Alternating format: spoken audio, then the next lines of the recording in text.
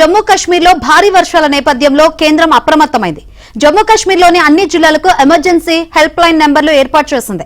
సహాయక చర్యలను కేంద్ర మంత్రి జితేంద్ర సింగ్ పర్యవేక్షిస్తున్నారు. పూంచ్, రాజౌరి జిల్లాలు మినహా మొత్తం జమ్మూ డివిజన్ లో ఇంకా వర్షాలు కురుస్తున్నప్పటికీ తీవ్రత తక్కువగా ఉంది. తావీ నది స్థాయి తగ్గినప్పటికీ చీనాబ్ నది ప్రమాద స్థాయికి దగ్గరగా ప్రవహిస్తూనే ఉంది.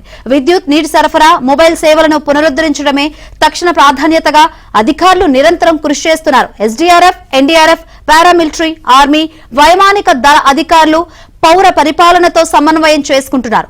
భారీ వర్షాల నేపథ్యంలో పాఠశాలలు, కళాశాలలు మూసివేయాలని ఆదేశించారు.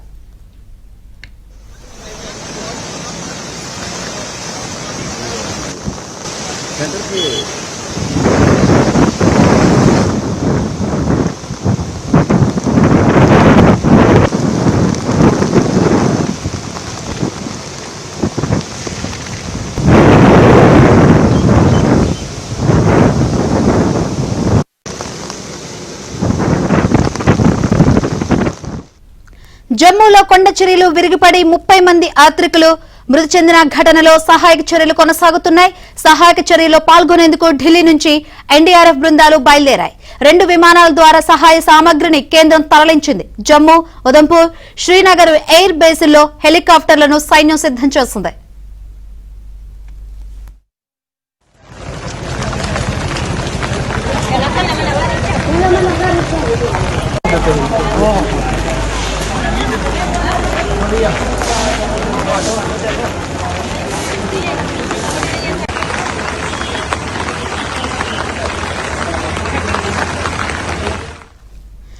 కాగా ప్రమాద ఘటనపై హోంమంత్రి అమిత్ షా దిగ్భ్రాంతి వ్యక్తం చేశారు.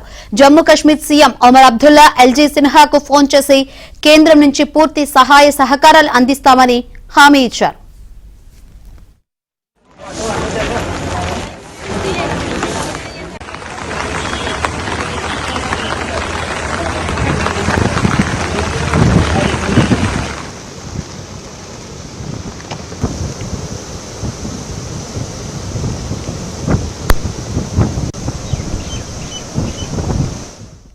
జమ్మూ కశ్మీర్ లో ఆకస్మిక వరదలు బీభత్సం సృష్టిస్తున్నాయి. ఎడతెరపు లేకుండా కురుస్తున్న వర్షాలతో కశ్మీర్ ను ముంచెత్తాయి.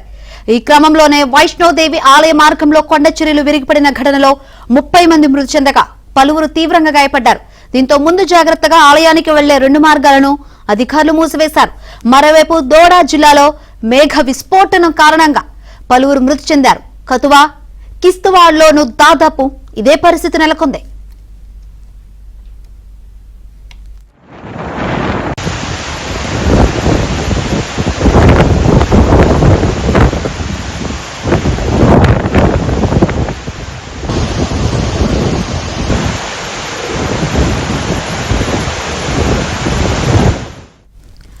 భారీ వర్షాల కారణంగా భగతీ నగర్ వద్ద తావీ నదిపై వంతెన ధ్వంసం కావడంతో పలు వాహనాలు చిక్కుకున్నాయి.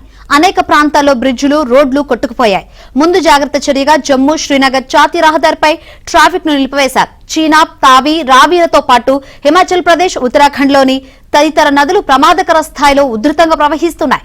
మరోవైపు హిమాచల్ ప్రదేశ్ లో భారీ వర్షాలకు పలుచోట్ల కొండ చర్యలు విరిగిపడ్డాయి. దీంతో రహదారులు, ఇళ్లు, దుకాణాలు దెబ్బతిన్నాయి.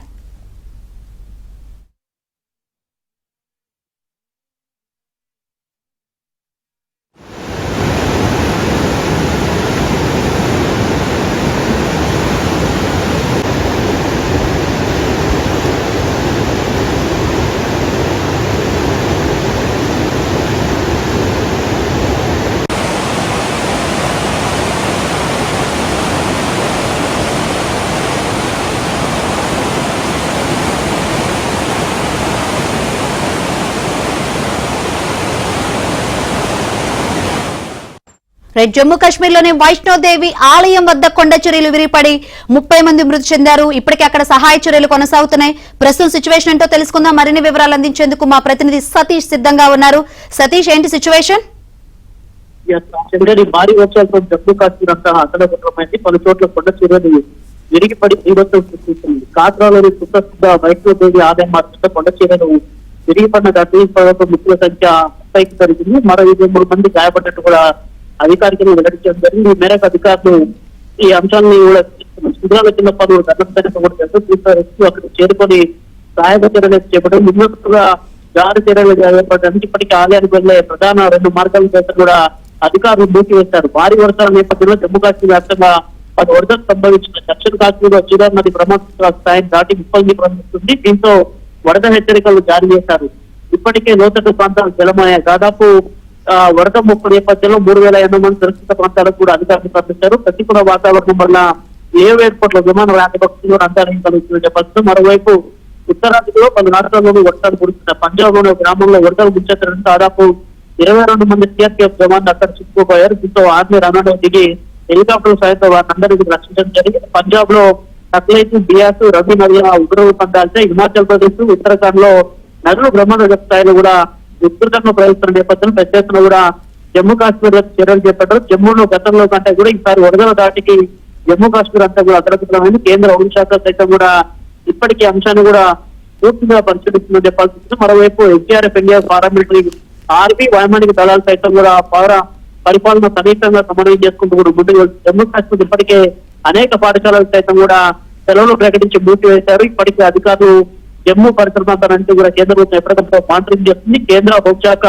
మంత్రి అమిత్ షా సైతం కూడా పూర్తిగా ఎప్పటికప్పుడు జమ్మూ కాశ్మీర్ లో జరుగుతున్న పరిణామాలని కేంద్ర ప్రభుత్వ సహాయాలను శాఖలను అదేవిధంగా కూడా రాష్ట్ర సంస్థలను అందిస్తామని కూడా జమ్మూ కాశ్మీర్ సీఎం కు హామీ ఇచ్చినట్టు తెలుస్తుంది. దాదాపు వైష్ణోదేవి ఆలయ ప్రమాణంలో జరిగిన సంపట్లో మొత్తం 30 మంది మృతి చెందడం, 23 మంది గల్లంతవడంతో పూర్తిగా దిగ్భ్రాంతం అయితే వ్యక్తం చేస్తున్నారు.